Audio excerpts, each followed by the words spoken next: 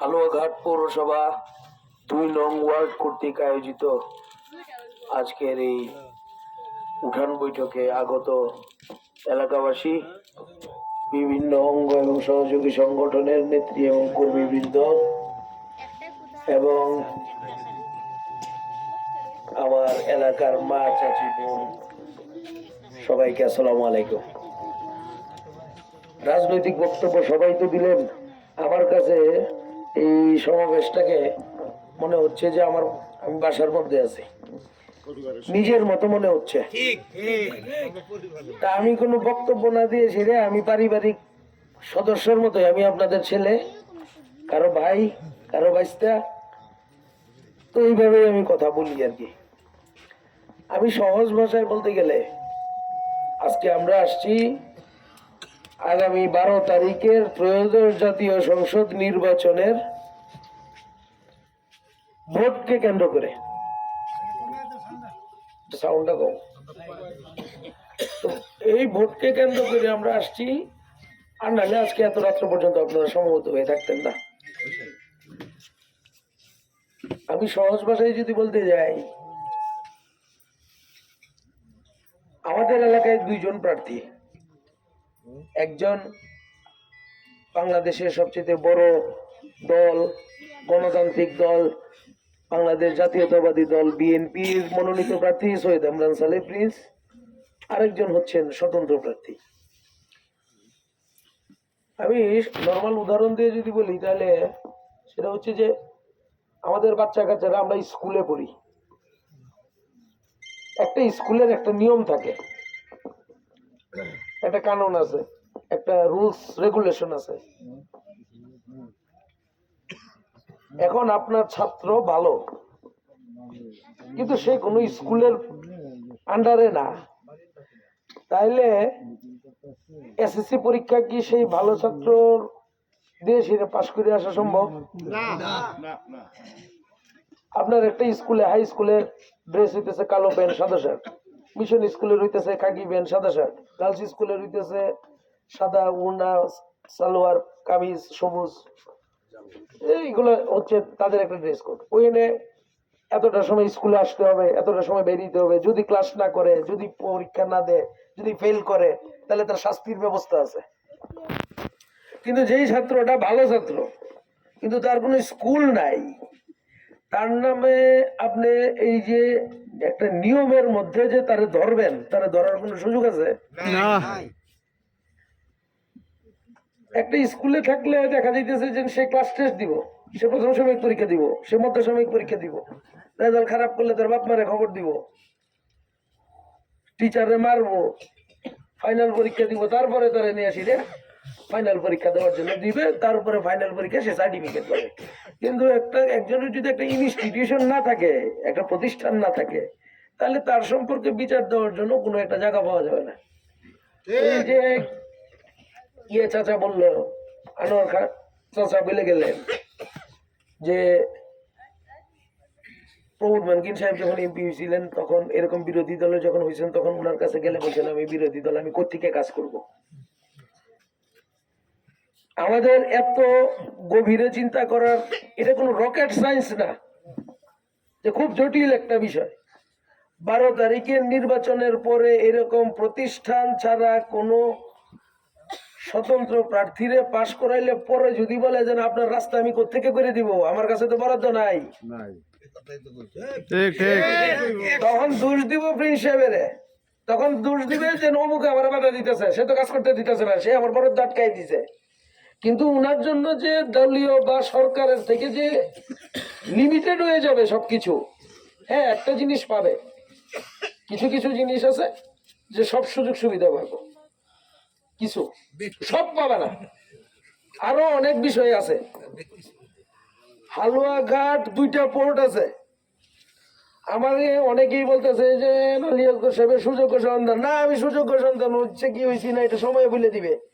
আমি হালুয়াঘাটের গর্বিত সন্তান, যে এই হালুয়াঘাটের মাটি কুদরতুল্লাহ মন্ডলের জন্ম দিছে, জলিল এমপির সৃষ্টি করছে, রাজা মরলের জন্ম হয়েছে, আমার পরিবারের রাজনৈতিক যে গোড়াপত্তন করছে, পঞ্চমরলের জন্ম দিছে।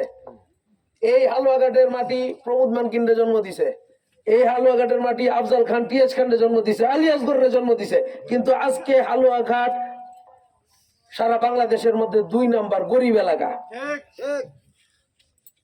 এটা নেতৃত্বের ব্যর্থতা, আমাদের ব্যর্থতা। 91 সালের নির্বাচনে টিএস খান্ডা আমরা করলাম না, 96 সালে আমরা আফজাল ইস্কান্ডা করলাম, সরকার করলো আওয়ামী লীগ। 2001-এ আমরা প্রমোদ মানকি হিসেবে করলাম, সরকার করলো বিএনপি।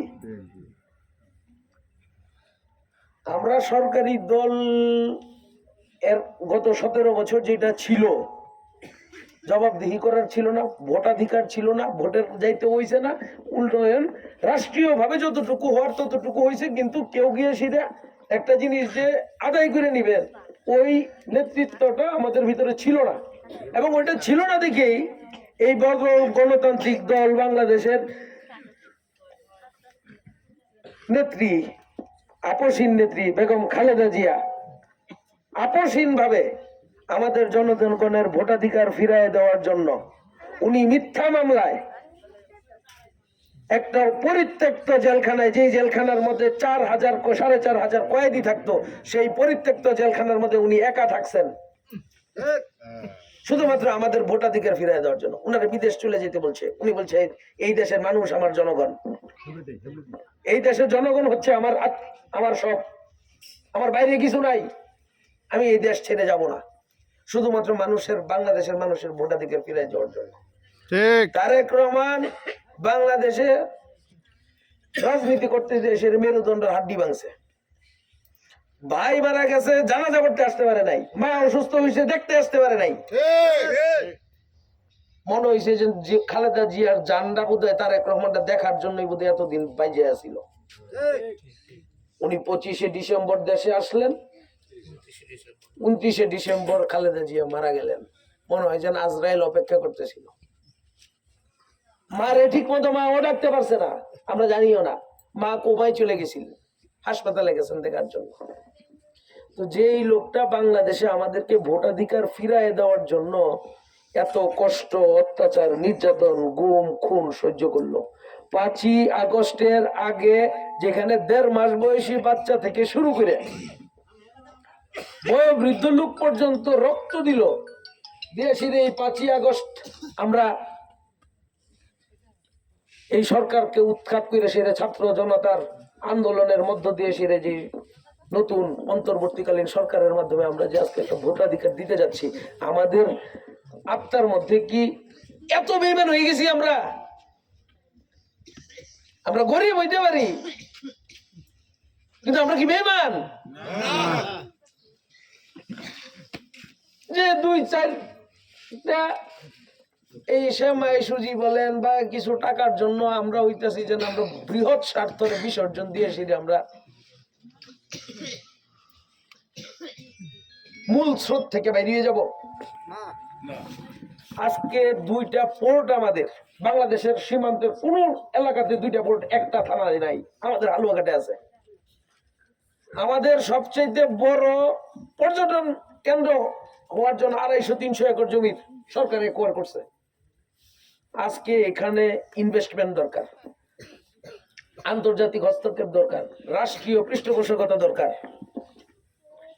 তো এগুলা করতে গেলে আপনারাই ভালো বুঝবেন, আমার বলার দরকার নেই যে এখানে একটা ইনস্টিটিউশন বা একটা প্রতিষ্ঠানের হস্তক্ষেপ দরকার আছে নাকি ব্যক্তিগতভাবে এগুলো করা সম্ভব।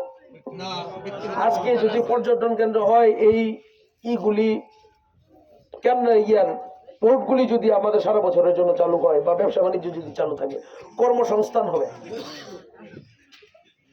আমার বাবা যখন কয়লা পোর্টই করছেন তখন বলছেন যে গোবরাপুরের মানুষের ঘাড়ের মধ্যে খস বেঁধে গেছিল, কয়লার ব্যবসা দেওয়ার পরে সবার চেহারা চিলচিলা হয়েছিল। আজকে কয়লার ব্যবসা শেষ, হালুয়াঘাটের অর্থনীতি কয়লার ব্যবসার উপরে টিপেছে। কয়লার ব্যবসা নাই, মানুষের অভাব অনটন লাগছে, কৃষিটা নাই। তো এখন আগে হালুয়াঘাটে বড় ধানের বাজার হয়েছে, আমরা ছোট সময় দেখছি, আমার দাদা যখন ধান কিনছেন তখন এইখানে বৃহস্পতিবার দিন হাঁটা গেছে না বস্তার ঠেলা গাড়ির ঠেলায়। এখন এই ধানের বাজার চলে গেছে ধারা, আস্তে আস্তে এগুলো ছোট হয়ে আসতেছে। আমাদের ভবিষ্যৎ প্রজন্মের জন্য, আমাদের এলাকার ভবিষ্যৎ নির্ধারণের জন্য আপনারাই ভালো সিদ্ধান্ত নিতে পারবেন যে না আমাদের কোন দিকে যাওয়া উচিত। আগামী 12 তারিখ আমরা কি খালেদা জিয়া বা জিয়াউর রহমান বা তারেক রহমানের ঋণ শোধ করতে আমরা রাজি আছি? আমরা কি উনাদের এই আমাদের অধিকার প্রতিষ্ঠার জন্য উনাদের সংগ্রামের প্রতিদান দিতে রাজি আছি? যদি রাজি থেকে থাকি, আমাদের এলাকার ভবিষ্যতের কথা চিন্তা করে এবং বৃহৎ স্বার্থের কথা চিন্তা করে আগামী 12 তারিখ সকলেই আমাদের যার যার অবস্থান থেকেও যদি আরো মানুষকে যদি কাছে আনতে হয়, ডাকতে হয়, এক একজন এজেন্ট হয়ে